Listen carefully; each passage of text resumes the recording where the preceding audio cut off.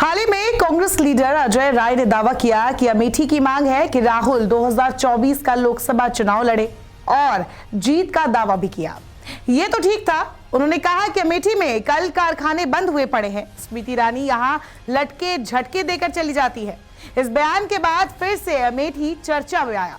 फिर स्मृति ईरानी ने राहुल को चैलेंज किया और कहा भागेंगे तो नहीं। अजय राय को उन्होंने महिला विरोधी गुंडा बताते हुए कहा कि आपको नए स्पीच राइटर की जरूरत है। खैर, जब एक बार फिर अमेठी का राग छिड़ा है तो चलिए एक बार फिर अमेठी के बारे में जान लेते हैं।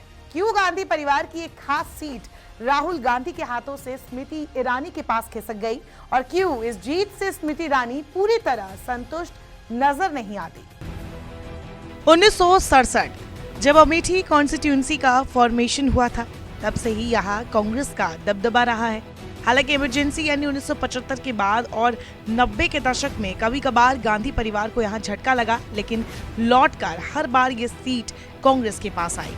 अमेठी की पहचान ही गांधी परिवार से है। 1977 में इंदिरा के छोटे बेटे संजय गांधी ने अमेठी से जो रिश्ता जोड़ा, वो अब तक बदस्तूर जारी है। इस रिश्ते को बाद में राजीव गांधी, सोनिया गांधी और फिर राहुल गांधी ने परवान चढ़ाया। राजनीतिक जानकार बताते हैं कि कभी कांग्रेस में संजय दौर था, वो जो कह दे आखिरी हो जाता था। 1980 में लोकसभा के मध्यावधि चुनाव हुए थे। कांग्रेस दोबारा सत्ता में लौटी थी।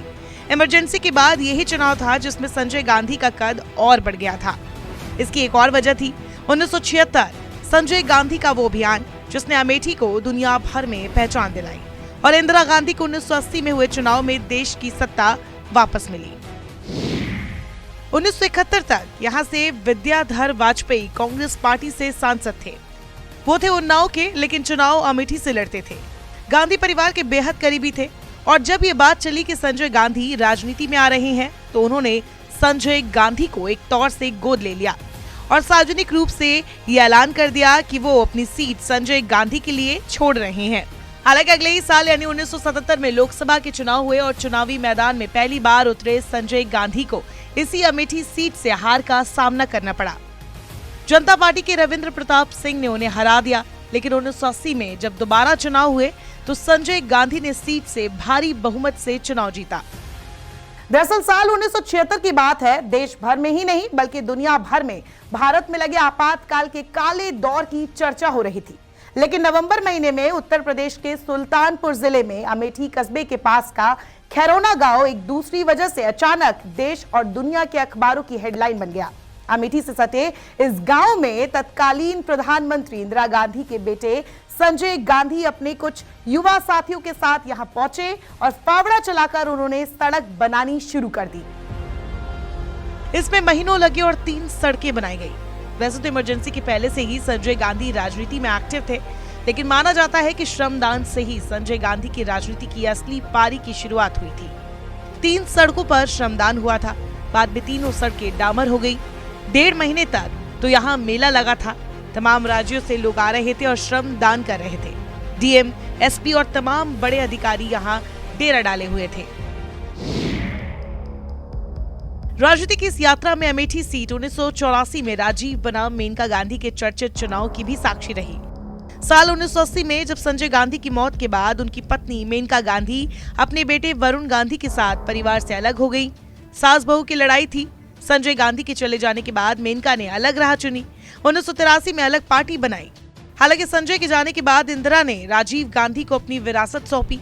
1984 में इंदिरा गांधी की भी हत्या हो गई। फिर जेठ और भाभी आमने सामने अमेठी सीट से चुनाव लड़ने उतरे। एक अपने पति के नाम पर जनता से समर्थन ले रहा था, तो दूसरा अपनी मां और भाई के नाम पर। राजीव के साथ उन दिनों सोनिया गांधी भी प्रचार में जा रही थी। इंदिरा के लिए सहानुभूति की लहर तब बहुत तगड़ी थी।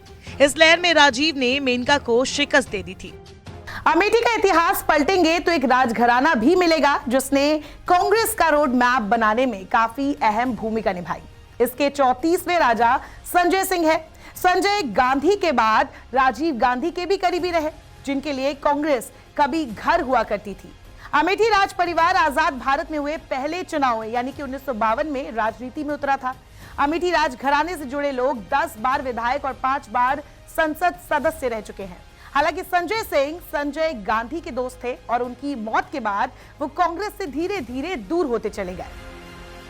कांग्रेस के टिकट पर वो 1980 से 1989 तक अमेठी से विधायक चुने गए। कई विभागों के मंत्री भी रहे। वीपी सिंह ने जब जनता दल बनाई तो वे उनके साथ हो लिए। इस दौरान 1989 के चुनाव में संजय सिंह ने राजीव गांधी के खिलाफ चुनाव लड़ा, लेकिन वो राजीव गांधी को हरा नहीं पाए। फिर वो बीजेपी में शामिल हो गए। 1998 के लोकसभा चुनाव में बीजेपी ने संजय सिंह को टिकट दिया और वो जीत गए। लेकिन फिर से अगले साल हुए लोकसभा चुनाव में सोनिया गांधी ने अमेठी से पर्चा भरा था और संजय सिंह को हार का सामना करना पड़ा। संजय 2003 में एक बार फिर कांग्रेस में वापस लौटे। 2009 में उन्होंने कांग्रेस के टिकट से सुल्तानपुर से जीत हासिल की।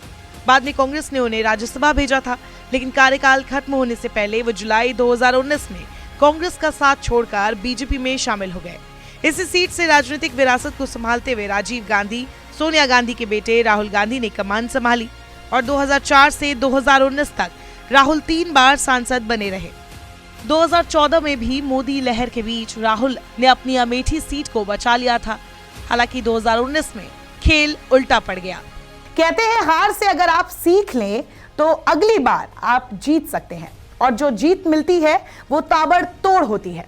2014 में देश में मोदी लहर के चलते एनडीए की सरकार बनी। कांग्रेस 2019 के चुनाव तक ये सोच रही थी कि वो सत्ता में वापसी कर लेगी, लेकिन एनडीए ने पहली बार देश की सत्ता पर दूसरी बार लगातार अपनी सरकार बनाई। इस बार तो रिकॉर्ड तोड़ वोट मिले। बीजेपी को अकेले 303 और एनडीए को 353। लेकिन कांग्रेस के लिए इस हार से भी बदतर हार अमेठी की हार थी, जो गांधी परिवार के लिए दशकों से गढ़ रहा है। वैसे तो इस हार का एहसास राहुल गांधी और कांग्रेस को पहले से हो गया था। शायद इसीलिए राहुल गांधी ने 2019 लोकसभा में 2 सीट से चुनाव लड़ा, केरल का वायनाड, दूसरा अमेठी।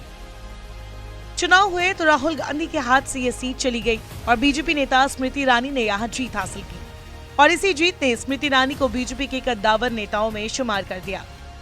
लेकिन इसकी वजह क्या थी?